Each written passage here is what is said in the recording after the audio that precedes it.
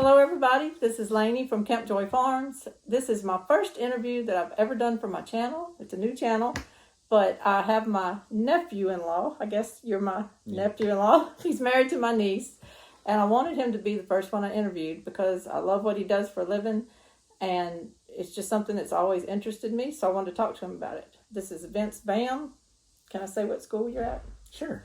He is the ag teacher. One of the ag teachers, I guess. One of the three. One of the three ag teachers at Franklinton High School in Franklinton, Louisiana. And you've heard me talk about on my other videos how I buy seeds at Circle T Feed and Seed in Franklinton, Louisiana a lot. So it's the same town that his school is in. So I just want to talk to him today about ag, about FFA, just about the young people of our future that are in ag and what his hopes are for the kids and just wherever it leads us. We'll just see where it goes. And so Vince, I know you're an ag teacher, but what else do you do at the school? Do you teach other subjects? Yes, I teach Ag 1, which is mostly freshmen, and then I have an Ag 2 course, which is generally sophomores, but it could have juniors in there too. And then I have a advanced welding class and then a beginner welding class. So you do advanced welding? Yes, I have four different preps.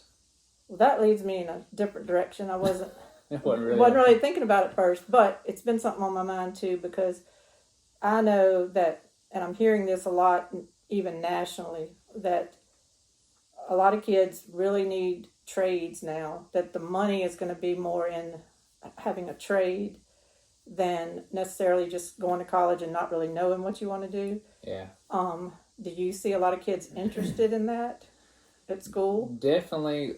From what I've seen, there's a lot of push to go the trade route because of being able to pay for school.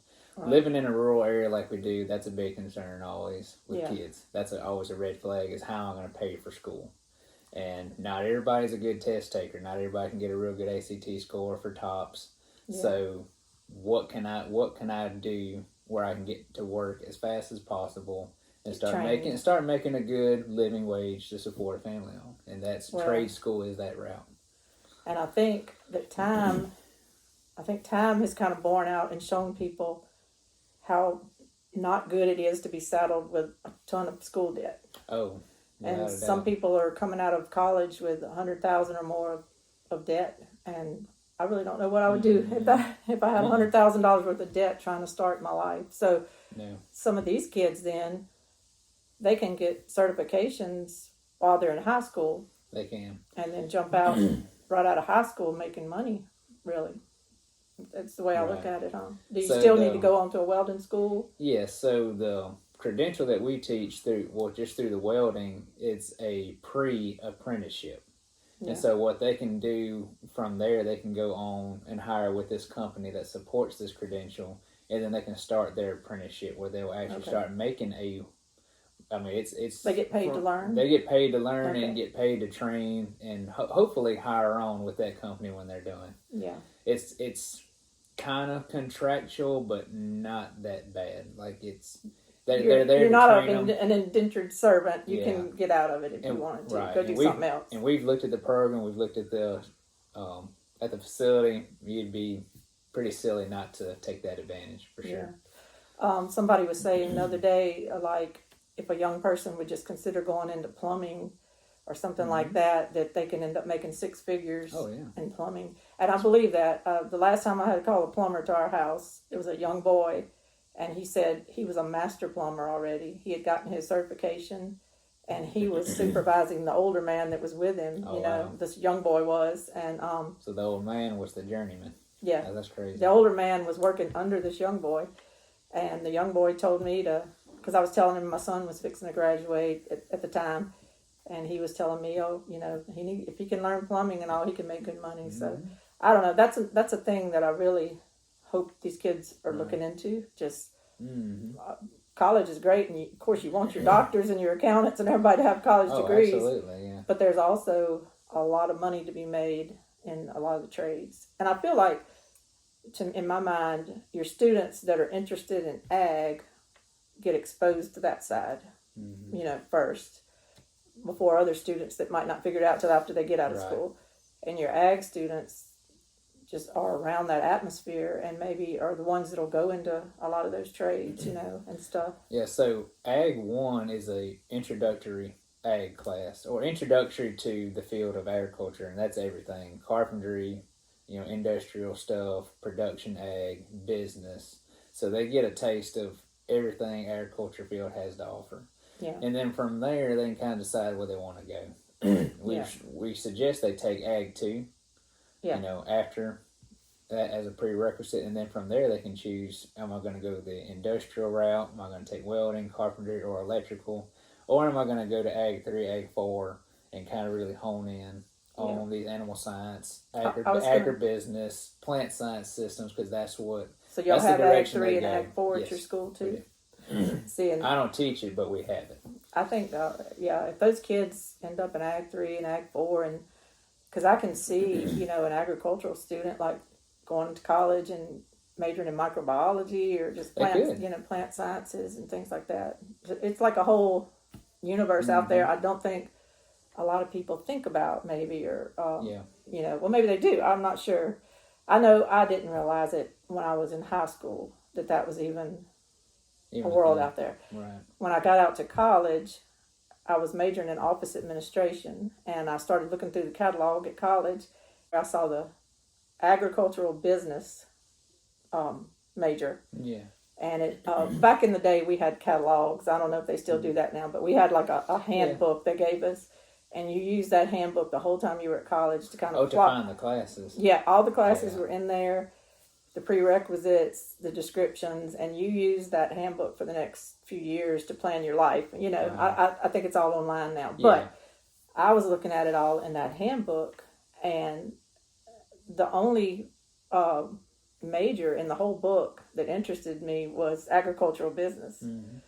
And I made the mistake, though, of kind of floating balloons out there to see what people thought if I was to change my major to that, Mm-hmm. And I let family and people just kind of say, you got some kickback. Yeah, you didn't do FFA in high school, but I didn't really understand in high school what FFA. I just thought it was a club, and I just, none of my friends were in it. And also, you do things according to your group sometimes in high school. So no, I wasn't in it in high school, but when I really started looking at it as something I could major in, I was very interested. Anyway, I didn't do it, but now here at 50-something years old, I'm starting a gardening and farming business that, I might could have been doing this my whole life and really enjoying it, and, but it's never too late. So here I am, and here I am interviewing you, so you're never too late. So looking at it from, if you were a student in high school, what you're doing is called a SAE, or a Supervised Agriculture Experience. So you're starting a little small farm at your house, and the supervised part is you're interacting with your ag teacher, asking like, what should I grow this time of the year? Okay, well, so it's winter, do that. Yeah, I didn't realize each student was kind of doing that. Yeah, all of our, not every kid is going to have an SAE, but most of them will have it without realizing they have it. Yeah. During the spring semester, every kid will start that project. When we come back from Christmas, we'll start that project. Okay. It's anything from small animal care. If they take care of a dog, that's their SAE. That's their supervised agriculture experience. They're taking care of a dog. That's small animal care. Pet maintenance. We have kids that have a dairy farm. That we have everything from kids just taking care of a cat to helping they need to be doing it, not letting their dad do it. They need to be doing it. And kids that do a really good job at it can actually fill out the award application, and from there they could actually win some money or win scholarship through it. Okay. So there's an incentive there to, if you do something like that, to really hone in on it and make it a big deal, and make it even bigger. I think 2011, when I was a senior in high school, the national winner for the SAE was a guy in Nebraska, and it had videos of him using the stick to find water. That's what he did with his grandfather. They would find groundwater in dry wells. And that was his SAE, because you got to have water in agriculture. Yeah. And it pays if you can find natural water instead of having to pump in water. Right. Using hydraulic systems, it definitely pays to do that. Oh, for people that don't know, Franklinton High School, where Vince is a teacher, is kind of in a little rural area in Louisiana. We don't have counties here in Louisiana. We have parishes. So we don't call our little state divisions counties, we call them parishes. His is in Washington Parish, which is famous all around this area for its watermelons. Right. So it's an agricultural parish. But what I was going to ask you is, do a lot of your students come from any type of agricultural background? Like, are their families doing anything? Or is it just a few students? Or do a lot of them tend to come from that? Or? It's typically hit or miss. It generally depends on what area of the parish they come from. So, like, if we have kids that, kind of come from the Mount Herman area, typically they're going to be farm kids. Like, their grandpa does some kind of farming or their dad does. Yeah. Kids that live kind of in the city limits of Franklinton or Bogalusa, not so much. Like, they may know some people or they may, they may have a grandfather that grows watermelons and they pay them during the summer to come pick them, something like that. But there's some kind of ag influence in their lives. In most kids, whether it's just helping someone harvest stuff or if they actually live on a working farm. But it's very hit or miss, though. But some kind of small influence. Okay. I'll just ask briefly, do y'all go to the conventions every year for FFA or? We typically don't go unless we have seniors that want to go. Okay. Or if we have so throughout the year you have what's called a career development event. It's like a contest, and it's in different. There's a welding one. There's meat identification, forestry. If we win the state level contest, we qualify to compete at the national level. Okay. And that's the last handful of years. That's the only reason we've ever gone, because it's a long trip to Indy, and it's an inexpensive trip. Most families in our area can't really afford to pay that much, and it's hard for us to fundraise that much. Well, I threw out FFA about the convention, but I mean, you can be interested in ag or in ag, not necessarily in FFA. It's two different things, I guess. Oh yeah, for sure. And then all of it though is so much more than just farming or gardening. There's so many careers these kids, so many avenues they could go into. You just said forestry. I was thinking about that. I mean, that's a whole broad interest there, forestry. That a lot of people might not think about. I can see some of these kids even going to be, wildlife and fisheries. I don't know why I keep thinking like of degree. Mississippi State comes to my mind because they're a big agricultural college. But even LSU, just anywhere like that, just soil sciences, plant sciences, just so many different directions. I don't know. Just things I didn't really understand when I was younger, and I hope to goodness maybe these kids really understand the opportunity they have getting exposed to ag early. Not just even consulting type jobs. You work for a manufacturer and really learn the sciences about soil and all, so that you can be in sales and things like that. There's just a lot of careers. Careers in machinery and selling. Right there in your town, there's a John Deere dealership. I know there's a Mahindra, isn't it? I think I went there. A Mahindra dealership. Yeah, they had Mahindra there. I think it's actually a bush hog, but they had Mahindras there. I don't know if there's a Kubota there, but they have, but not just in your town. There's just so many jobs in the ag industry for sales. Yeah. Oh yeah.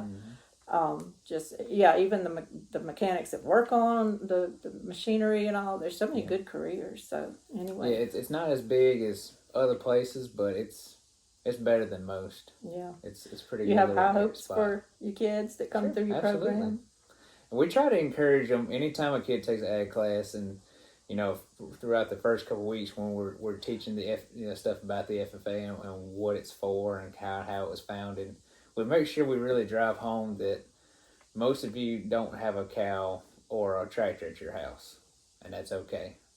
Yeah. Like, that's not what this is for. Yeah. This was founded to help bring people back to the fundamentals of having a family farm and agriculture, helping grow your own family. And that rolls right into what's going on right now. Yeah. Huh?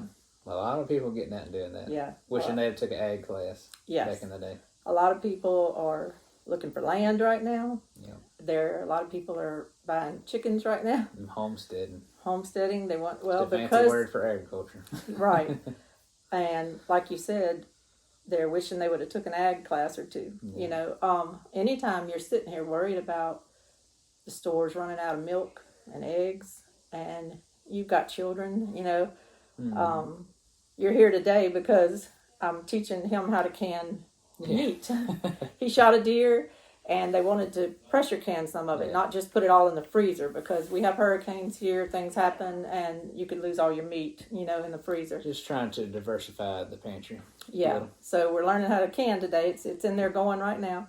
Just a lot of people are trying to get their food security, get their ability to provide for themselves, Mm-hmm. and to not depend so much on their stores, not to depend so much even on their jobs, because a lot of people are, being pressured right now to do things they might not want to do at their jobs, and a lot of people are walking away from that and saying, I'd rather have my independence than live under someone else's rules. Yeah.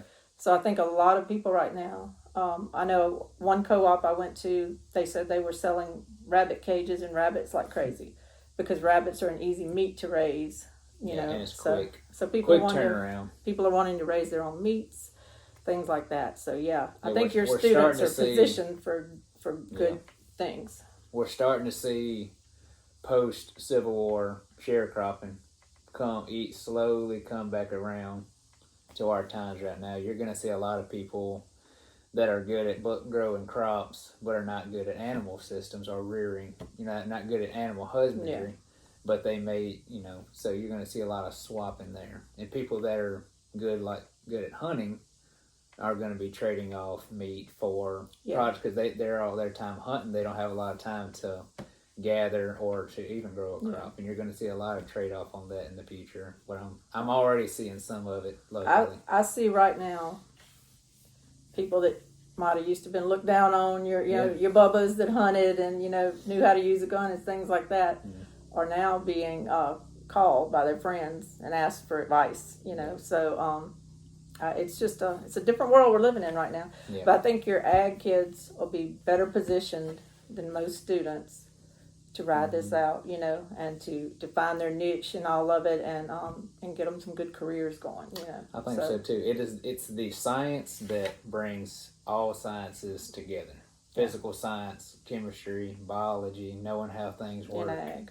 And it all comes. And it is the applied science that comes from all those sciences coming together. And I think it's really important for kids to know, whether you're going to a ag related field of study or a job or not, it's good to have that stored away just for times like this. And I mean, if you go to be a veterinarian, you definitely it pays to know about these animals, because you're going to work on a lot of farm animals. It's not just going to be cats and dogs all the time. Yeah, that's true. Yeah. Well, I will stop now because we probably got our canning to go check on and everything. But I appreciate you letting me interview you. It's my first interview on Camp Joy Farms YouTube channel. It's so exciting. This is Vince Bahm. Thank you. Thank you. Another piece in each one. That's what I do too. As long as you have about an inch headspace, you're good.